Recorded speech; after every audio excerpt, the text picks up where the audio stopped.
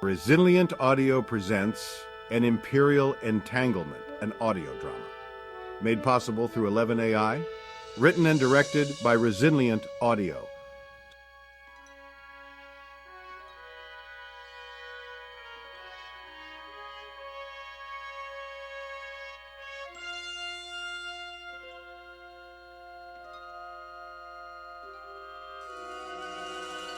Starring the AI-generated voices of William Shatner as Captain James T. Kirk, Leonard Nimoy as Commander Spock, and Mark Meir as Commander John Shepard.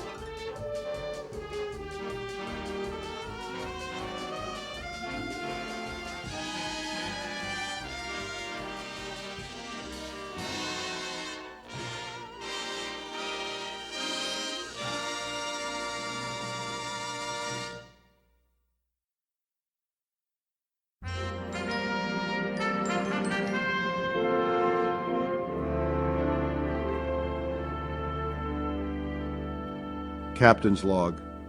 We have arrived in the Yamato system to pick up the new technology developed by Starfleet as a deterrent against Klingon aggression. I must admit a sense of unease. There's no getting around it. Chief Temray is a brilliant engineer, renowned for his genius in the field of robotics.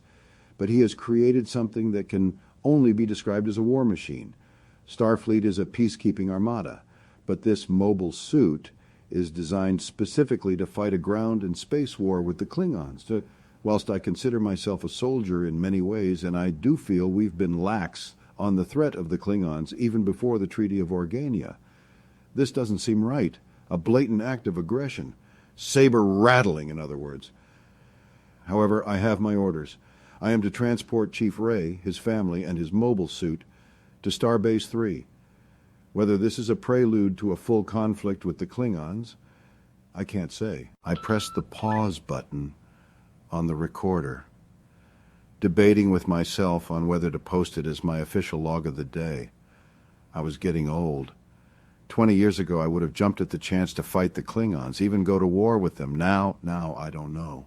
David's death still hurt deeply. To begin to know the son I desperately wanted to, ever since Carol forbade me from seeing him as an infant. To see the fine young man he'd grown into, only to have his life snatched away by some barbaric Klingon warrior. I would never forgive them for that.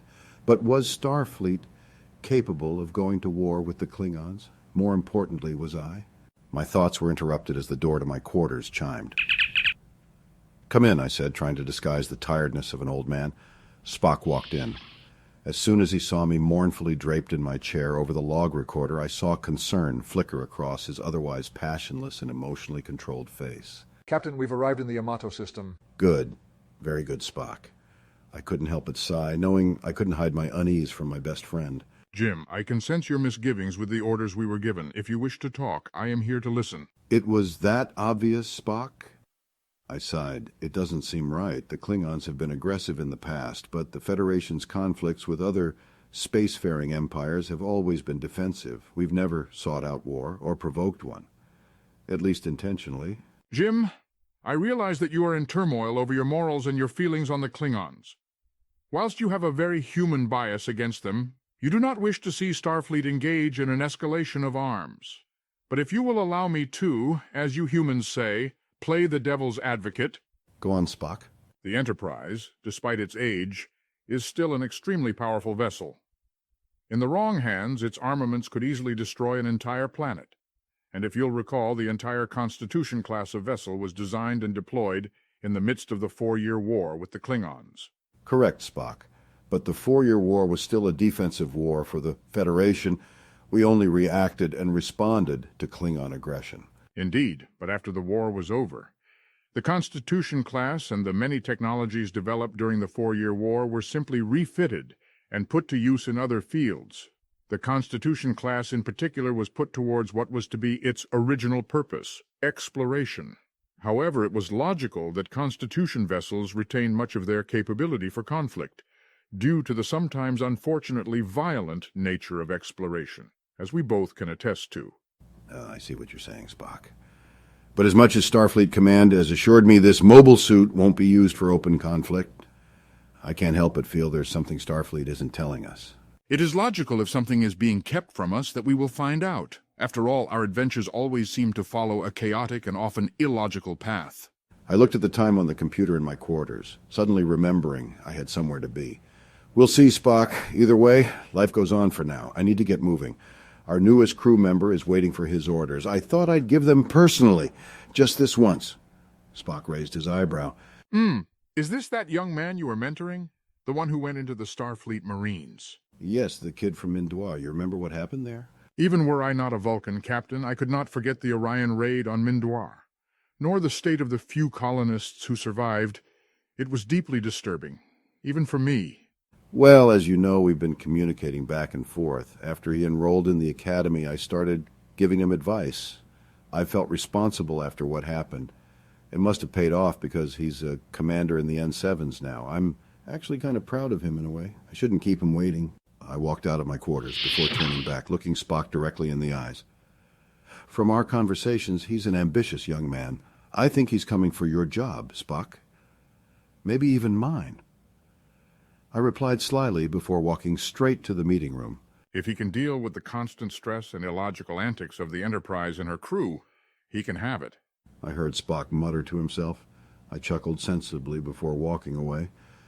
I didn't know it at the time, but I was walking into a far bigger war, with a far greater adversary than any Klingon could ever be.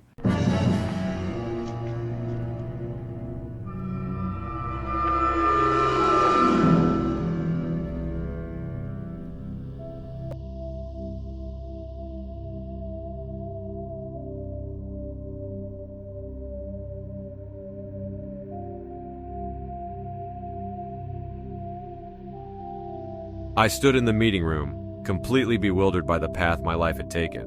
When I was growing up on Mindoir, I was told all kinds of stories of the legendary Captain James T. Kirk. He was like a knight, a figure from mythological stories who couldn't possibly be real, but I still idolized him. When I was young, I wanted to be just like him. My mom and dad both went to Starfleet Academy with him, even served with him at one point. Apparently, he considered them both his friends. Maybe that's why the Enterprise answered the distress call. I remember when Mindoir was attacked. 100 years ago, the people who would become the founders of the colony thought it would be a great idea to settle a world just outside the border of the Federation. What's the worst that could happen, they said. 100 years later, I found out. An Orion slave raid. They were looking for new slaves. But I also think they were looking to give the Federation a bloody nose. In order to do that, all the people they decided not to take were rounded up. I watched my mother, father, and sister get disintegrated right in front of me. You don't soon forget that. I would have joined them when, like a knight out of myth, Captain Kirk himself burst through the door and shot the Orions dead. Captain James T. Kirk saved my life and the lives of the few colonists left alive by the Orions. I don't know why, but me and him got to talking. I was just a 12-year-old orphan, but I got the ear of Captain Kirk himself. We exchanged messages back and forth. I wanted to be just like Kirk, so it was a no-brainer for me to go to Starfleet Academy. Kirk's advice on his double fist maneuver is what got me into the Marines. Before I knew it, I was graduating with honors as an officer. Then I ended up in the N7 program. The elite of Starfleet Marine Corps. I just wanted to serve, to protect the Federation like my parents and Captain Kirk before me. My service was fairly simple, and yet I always ended up getting into these crazy stories, just like Kirk did. Again, his advice to me in those times was invaluable. Now I'm here. On deep space exploration vessels like the Enterprise, Starfleet Marines are assigned to away missions. We're meant to take on the dangerous missions so senior staff don't have to. But obviously, men like Kirk like to ignore that and lead from the front. That's why I admired him so much, but also why I was so nervous and jittery standing there in the meeting room, waiting for Kirk to arrive. Essentially, I was being assigned to replace the thing Captain Kirk himself was best known for, getting into adventures on hostile alien worlds. Despite our relationship, I was worried he'd be angry or resentful that I was there, a reminder he couldn't do what he wanted to anymore. Despite our back-and-forth messages, I hadn't actually met Kirk in person since Mindoir. That was over 15 years ago. Back then, I was a traumatized 12-year-old. Now, I hoped I could measure up to one of my heroes. The door to the meeting room opened up, and there was Captain Kirk. "Sir, Commander John Shepard, reporting for duty." At ease, Commander. Kirk was smiling, which put me somewhat at ease. He looked me straight in the eyes as if he was looking for something, before nodding approvingly. Last I saw of you, you barely came up to my chest. I turned my back for a second. And you become a fine Marine, an officer, and above all, a hero. Sir, I never see myself as better than the men and women serving next to me. Kirk nodded. Funny how that works. We all just want to serve, do our job and protect the Federation. Then Elysium, Akuz, and even that grim business on Torfan happened to you within a year. Suddenly people are comparing you to me. If I didn't know any better, I'd say you were coming for my chair. I couldn't help but smile at Kirk's rib. Maybe in the future, sir. Right now, as you say, I just want to do my job and follow my orders. Potential chair and ship stealing can be planned out later. I'll have to keep an eye out then. Speaking of orders, I thought I'd give yours personally to you, just this once. Have you read the file on the mobile suit? The Gundam, I think they're calling it. Yes, sir. The combat data from it sounds like something out of a sci-fi novel. But if I'm being honest, the technical aspects of that thing go right over my head. I assume I'll be deploying as part of the ground team to transport it. Correct, Mr. Shepard. Both Chief Ray and Scotty have made it very clear we can't use the transporters on it. Something about the materials and technology used to make it interferes with transporters.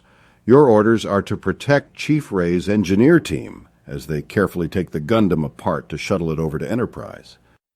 Protect, sir? Are we expecting any kind of conflict? No idea, Mr. Shepard. I'll be frank with you. This whole mission stinks. I'm not being told a thing. We know the Klingons have gotten even more aggressive than normal after their moon. Praxis exploded. We're not nearly close enough to the nearest fleet for reinforcements to get here before the Klingons try something. Sir, the Federation offered the Klingons humanitarian aid. They rejected it, but wouldn't tell us why. If the Klingons want a war in their current state, they'll only have themselves to blame when we kick their asses all the way back to Kronos. Hold your horses, Mr. Shepard. I'll be the first to open a wine bottle if the Klingon Empire dies. But war is a grim and messy business. Any war with the Klingons will result in horrific loss of life. If we can avoid war, that's what we should do. We're Starfleet. We may be soldiers, but we're also explorers, not warmongers. We protect the Federation. That's our job. Leave the conquering to the Klingons for however long they last. Aye, sir. Whatever I was about to say was interrupted as the meeting room violently shook. Both Kirk and myself were able to stop ourselves from falling. Kirk took out his communicator. Spock, what the hell just happened? We're just trying to ascertain that ourselves, Captain. A number of unidentified alien craft have materialized off the port bow. They are firing on the starbase. It is logical to assume hostility. I would advise you make your way to the bridge. On my way. See what I mean about how this all works? Trouble just found us. You better come with me to the bridge, Mr. Shepard. I followed Captain Kirk out towards the bridge. I didn't know it then, but we were about to face one of the greatest adversaries the Federation had ever known. And in the process, I was getting the captain's chair a lot sooner than I ever anticipated.